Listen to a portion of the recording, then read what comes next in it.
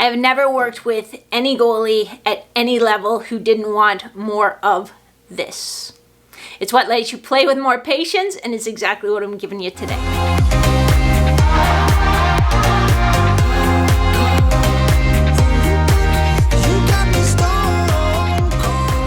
Hey, it's Maria here. Welcome to today's episode of Goalie Training Pro TV, and what I'm giving you today is the skill of speed. That's right, speed is a skill. It can be taught. And I'm gonna give you your lesson, your first lesson. So let's think of this as maybe like Plyometrics 101 for hockey goalies. So Maria from goalietrainingpro.com. I'm an exercise physiologist. I specialize in off-ice training for hockey goalies. That basically means I help you win more games with fewer injuries. How does that sound? What most goalies, goalie coaches, and even strength coaches and personal trainers don't understand about speed is that, number one, it is a skill that can be taught. And number two, speed starts by teaching deceleration. So if you want to go somewhere fast, you have to first be able to stop moving in the direction that you're currently moving. If you're a sprinter, you're not so worried about stopping, you're just off. But if you're in a multi-directional sport like goaltending, then if I want to change direction quickly, the first key is being able to stop myself from moving this direction so I can set myself up to move that direction. So that's exactly where we're going to start. And some of these are going to look very basic, but think of it as if you're learning a musical instrument for the first time. You start by learning the chords. And no, they're not a song. They don't sound great. They're not sexy. But that's where you need to start. So think of today as almost learning the chords of speed, the chords of plyometric.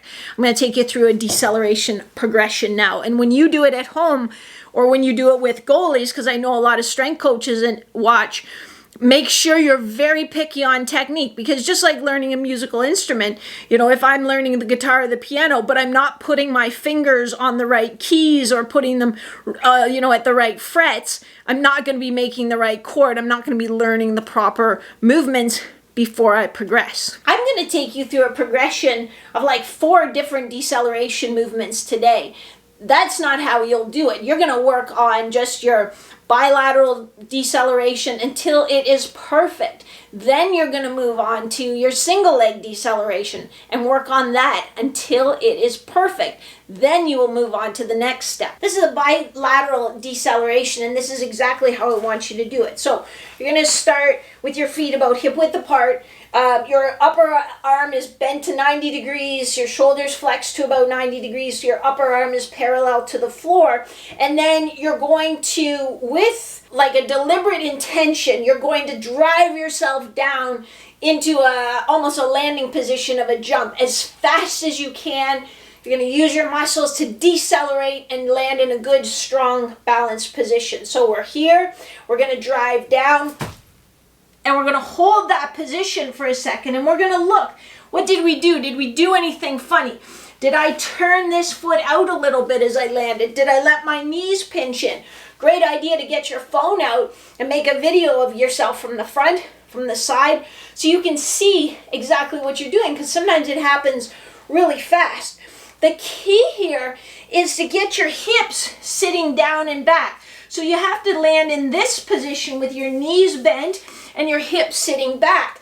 It drives me a little bonkers when I see people, at practices or at other training facilities, and they're doing this. They're bending forward at their hips, but they're not bending at their knees or getting their butt down and back. That isn't deceleration. That's just bending forward at the hips. So we start here, deliberately, boom, drive down, land in that strong position. From there, the next progression, we'll go to a single leg deceleration. So exact same technique, boom, dropping down. If you have a little wiggle, finding that balance, being strong, making sure you're sitting down and back with your hips. Remember, this is teaching a skill, so we're not using this for conditioning or stamina training. We're just doing, 4 repetitions on each side for a set, holding 2 to 3 seconds at the bottom to make sure we really have that nice finished position. So those two movements were both in what's called the sagittal plane, which is basically a plane that cuts us into right and left. It's movements, along this line. Where you spend most of your time as a goalie is actually in the frontal plane movement. So we want to work on some frontal plane deceleration as well. And where we're going to start with that is just a lunge lateral to decelerate. So I can start here. I can even start in my balance position, kind of fall over, boom, and grab that deceleration. Is my shoulder, hip, knee, and ankle, are those stacked one on top of the other?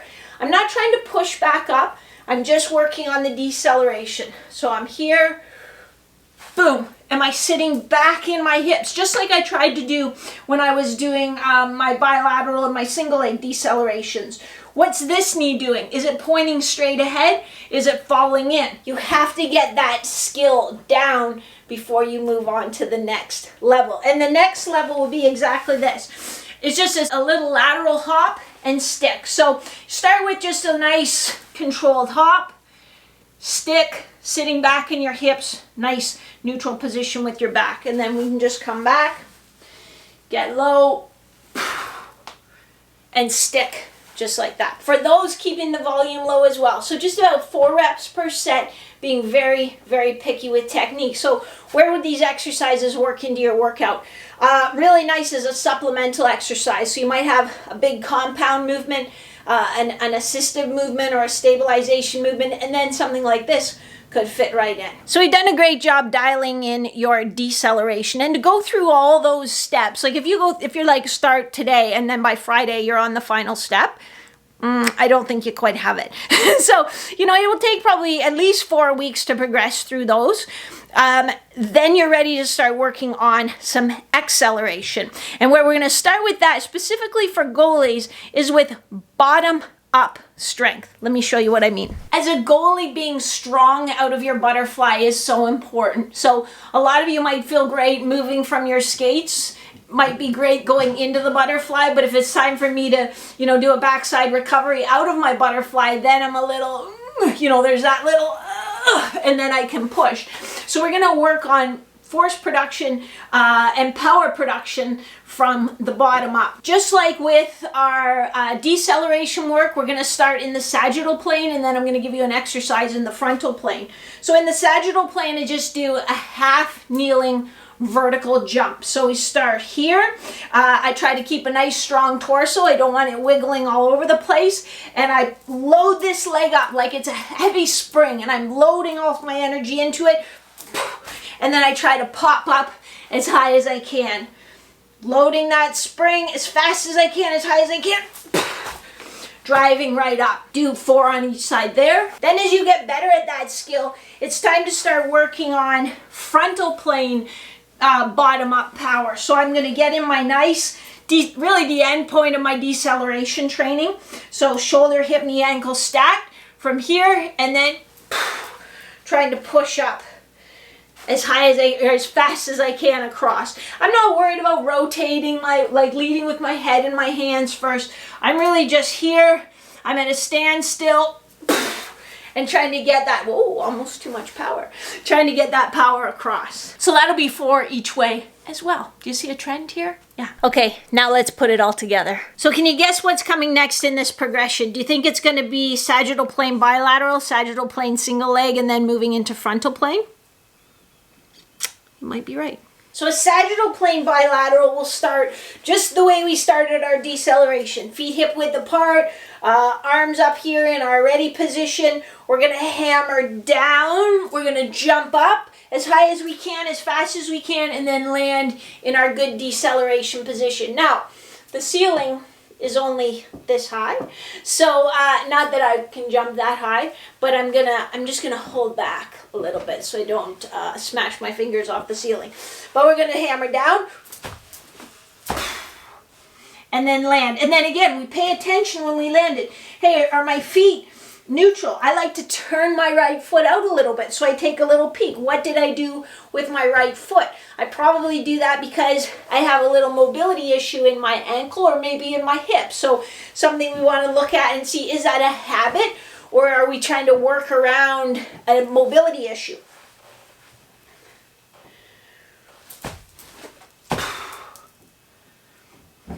So this is where we start getting into a plyometric. A plyometric, by definition, requires a pre-stretch because it capitalizes on the stretch reflex, which means when a muscle is rapidly stretched, it has a reflex response to want to contract to kind of prevent it from, getting torn right off the bone sort of thing, like, or damaging the muscle. If a muscle is just rapidly stretching, our brain's like, whoa, like, what's going on? We better contract to try to stop that.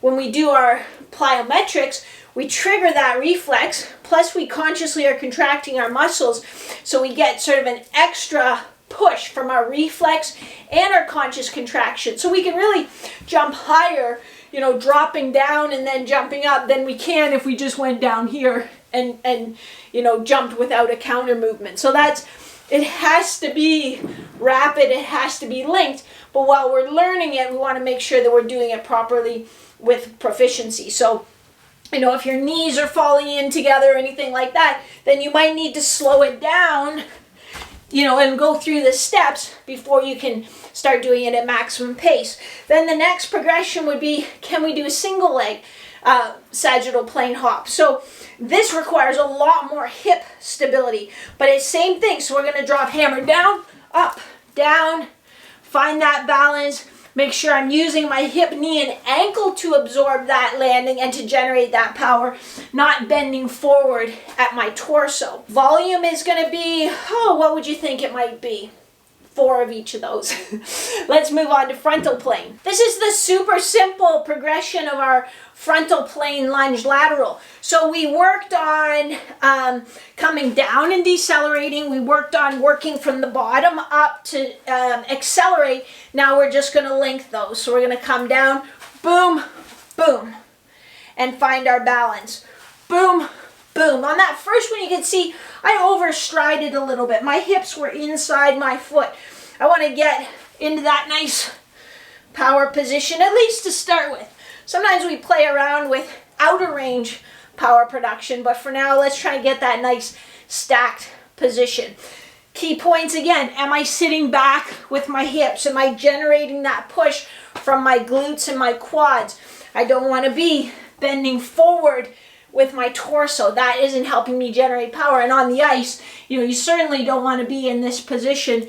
You need to train your muscles so you can be in this position. I know some of you just want to do the cool drills. Just give me the cool stuff to do. Let me do the box hop-ups or depth jumps, or not death jumps, depth jumps, or the cool stuff that I see on Instagram. But what you need to appreciate is that speed is a skill, and you need to practice the skill. It needs to be deliberate practice, and you need to get competency at each level before you go to the next challenge. What you probably don't realize is that even improving your deceleration efficiency is going to make you faster on the ice. When we work with new goalies in the Turning Pro coaching program, for example, we start laying this foundation of speed right off their first phase. So they need to improve their mobility and their stability, but this is one thing. The deceleration is one thing we can start working on. And they'll tell me after our, their first phase, when we have our coaching call, like, my coach came up to me and asked me like what I've been doing and said like, keep doing that. So it's not something that you think like is really going to have that big of an impact, but it actually does on the ice. Now, in order to really maximize the benefits of this type of training, you have to have frontal plane strength and single leg strength. So if you're not getting those things from your current off-ice strength training program, then that's something you need to talk to your strength coach about so that you make sure you're adding those elements, because really the most changeable element of speed and power production is the amount of force that you can produce. Now, if you're in the Shutout Academy already, I know you're going to be messaging me like, well, how do I get that? It's like, don't worry, it's in your program. It's already worked into all your programs. But if you're following another program or working with your own strength coach, make sure you ask about that so that those elements are getting covered. Finally, did you find this video helpful? If you did, hit the like button. If you haven't subscribed already, subscribe. Was this helpful, and would you like me to do a plyometrics what is it, 201, I guess, course, so that, you know, you're going to work on these for the next 4 to 8 weeks, but then, okay, what do I do after I've mastered these? So if you really have a mindset to do that deliberate practice because you want to build the right skills so that, you know, you're going to keep improving as a goaltender from season to season, then you let me know in the comments below, and your wish is my command. Otherwise, that's all. Oh, you know what? I almost forgot to tell you about the goalie training lab again. So it is a free private group on Facebook, and it's where we chat about, oddly enough, goalie training. So it's a place where sometimes I test out new exercises, sometimes we run challenges, sometimes we talk about equipment. It's a really cool group. There's no chirping or anything like that allowed in the group, and no like just promotion like come to my goalie lessons. That's not allowed either. So it's a pretty cool group of goalies that just really want to chat about training, a little bit of equipment chat, a little bit on ice technique stuff. So if you're interested in that, head over to the Facebook, type in Goalie Training Lab, and ask to be added because it's a private group. So we have to approve everybody just to make sure we're not, getting people who just want to pitch their stuff or whatever. Now, for real, that's all I got for you. See you next time. You know when somebody's trying to be quiet, but they're actually very noisy? That's what's going on right now. Paul is home from work today, and he knows that I'm shooting video, and he's trying to be quiet, but he's like making noise all over the place.